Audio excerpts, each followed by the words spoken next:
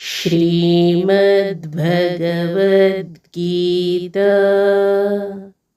अथ पंचमोऽध्यायः।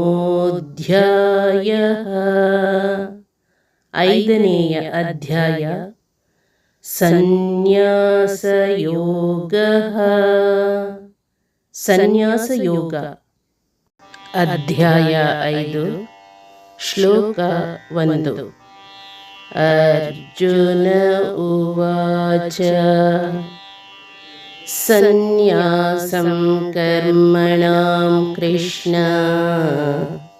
ಪುನರ್ಯೋಗಂಚ ಶಂಸಸಿ ಯಚ್ಛ್ರೇಯಯೇತಯೋರೇಕಂ ತನ್ಮೇ ಬ್ರೂಹಿ ಸುನಿಶ್ಚಿತಂ. ಅರ್ಜುನನು ಹೇಳಿದನು, ಎಲೈ ಕೃಷ್ಣ, ನೀನು ಕರ್ಮಗಳ ಸನ್ಯಾಸವನ್ನು ಮತ್ತೆ ಅನುಷ್ಠಾನವನ್ನು ಹೇಳುತ್ತಿದ್ದೀಯೆ. ಇವೆರಡರಲ್ಲಿ ಯಾವುದು ಶ್ರೇಯಸ್ಕರವೋ ಅದನ್ನು ನನಗೆ ನಿಶ್ಚಿತವಾಗಿ ಹೇಳು.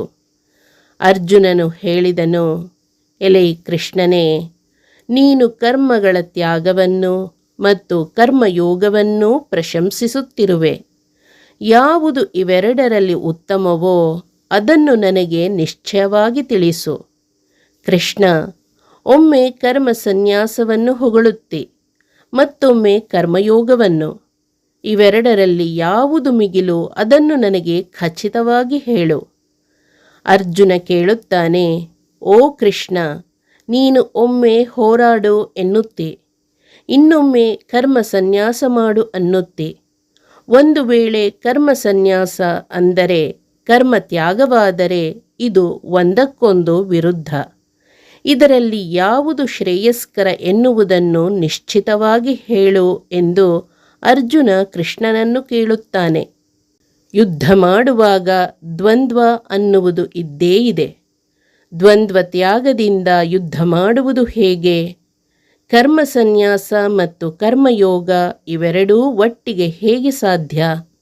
ಯುದ್ಧವೆಂದ ಮೇಲೆ ರಾಗ ದ್ವೇಷ ಇದ್ದೇ ಇರುತ್ತದೆ. ಈ ಕಾರಣದಿಂದ ಕೃಷ್ಣನ ಮಾತು ನಮಗೆ ಖಚಿತವಾಗಿ ಅರ್ಥವಾಗುವುದಿಲ್ಲ. ಅದಕ್ಕಾಗಿ ಅರ್ಜುನ ಕೃಷ್ಣನಲ್ಲಿ ವಿವರವನ್ನು ಕೇಳುತ್ತಿದ್ದಾನೆ. ಇಲ್ಲಿ ಅರ್ಜುನ ತನ್ನ ಪ್ರಶ್ನೆಯ ನಡುವೆ ಕೃಷ್ಣ ಎನ್ನುವ ಸಂಬೋಧನೆಯನ್ನು ಬಳಸಿದ್ದಾನೆ. ಕರ್ಷತಿ ಇತಿ ಕೃಷ್ಣಃ, ಎಲ್ಲರನ್ನೂ ತನ್ನೆಡೆಗೆ ಸೆಳೆಯುವ ಪಾದರಸ, ಸಂಸಾರದಿಂದ ಎತ್ತರಕ್ಕೆ ಕೊಂಡೊಯ್ಯುವ ಕರ್ಷಣ ಶಕ್ತಿಯಾದ ಸೌಂದರ್ಯಮೂರ್ತಿ ಭಗವಂತ ಕೃಷ್ಣ.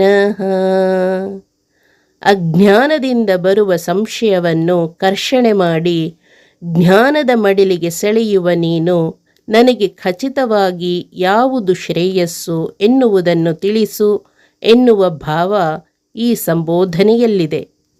ಹರೇ ಓಂ. ಶ್ರೀಕೃಷ್ಣಾರ್ಪಣಮಸ್ತು.